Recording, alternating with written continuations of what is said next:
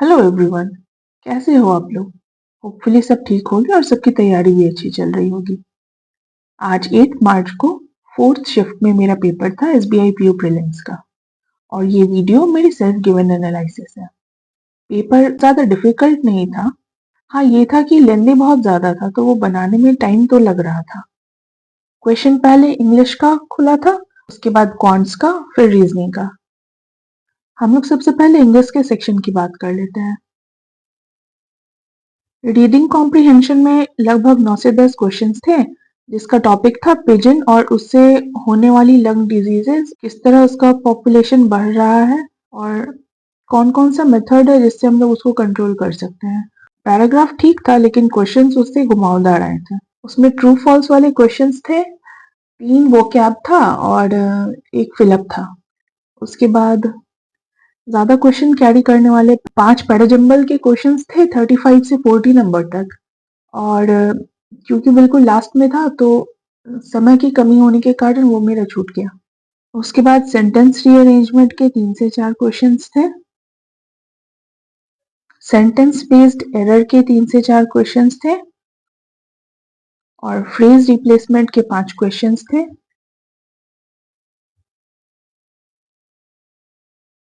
Double fillers की total 5 questions थे।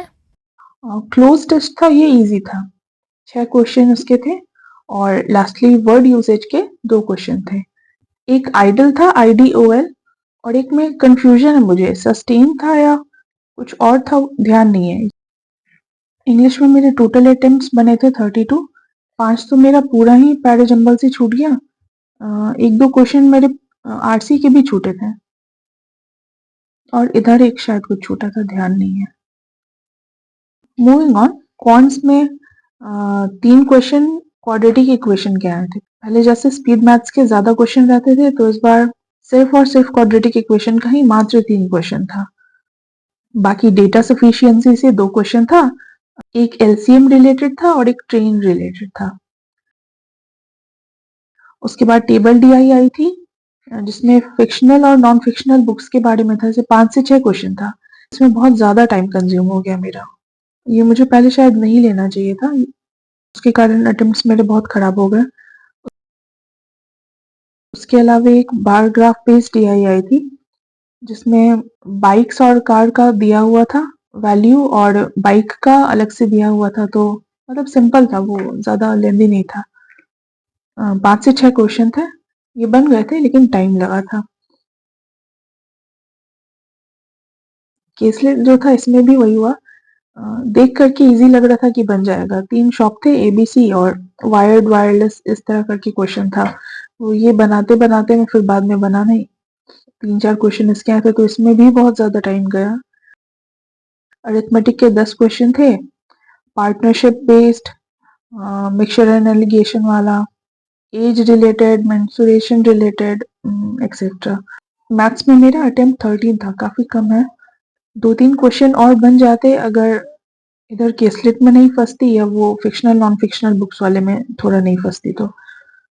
Anyway, reasoning में 3 क्वेश्चन इनइक्वालिटीज के थे, 1 कॉमा 2 कॉमा था, लेकिन इजी था, आराम से बन जाता। और पेयर फॉर्मेशन वाला था जिसका वर्ड था एक्सपल्शन। उसके बाद वाला क्वेश्चन नंबर बेस्ड था, लेकिन मैंने इसको स्किप कर दिया था तो मुझे बिल्कुल भी याद नहीं है कि ये क्या था इसमें। एनीवे, उसके बाद लीनियर सीटिंग अरेंजमेंट था, जिसमें 8 लोग थे और कुछ नॉर्थ देख रहे थे, कुछ साउथ देख रहे थे।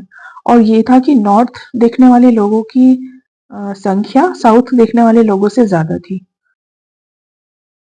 उसके बाद पोस्ट या डिजिग्नेशन बेस्ड क्वेश्चन था, जिसमें 8 लोग थे और असिस्टेंट से सीईओ तक था या क्लर्क से सीईओ तक था, तो वो मुझे थोड़ा ध्यान नहीं है। उसके बाद स्क्वायर बेस्ड सिटिंग अरेंजमेंट था वेरिएबल के साथ। ये क्वेश्चन बनाना तो शुरू किया था मैंने, लेकिन बीच में ये फंस गया तो छोड़ के जाना पड़ा, तो टाइम तो गया इसमें। इसका क्वेश्चन था कि 4 लोग एज पे और 4 लोग कॉर्नर पे बैठे हुए हैं, टोटल 8 लोग, और जो कॉर्नर वाले हैं वो अंदर देख रहे हैं और जो एज पे है वो बाहर देख रहे हैं। इसके साथ में वेरिएबल भी था।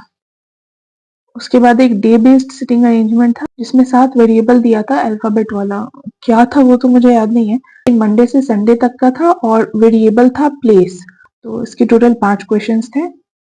और लास्ट बॉक्स बेस्ड पजल था जिसमें 9 बॉक्स थे और टोटल इससे 5 क्वेश्चंस पूछे गए थे। तो बन गया था ये आराम से।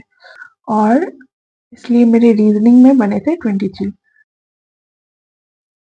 और ओवरऑल अटेम्प्ट की बात करें तो इंग्लिश में मेरा 32, क्वांट में 13 और रीजनिंग में 23 क्वेश्चंस बने थे। तो ओवरऑल 68 बने। एटलीस्ट 5 क्वेश्चन तो और बन ही जाते लेकिन मेरी ही गलती के कारण नहीं बने। But anyway accuracy I hope 85 से 90 होगी। टेलीग्राम पे मैंने कहीं डिस्कशन देखा था कि 65 से 70 मेरे शिफ्ट के हिसाब से सही अटेम्प्ट्स बन रहे थे। तो जो है ठीक है।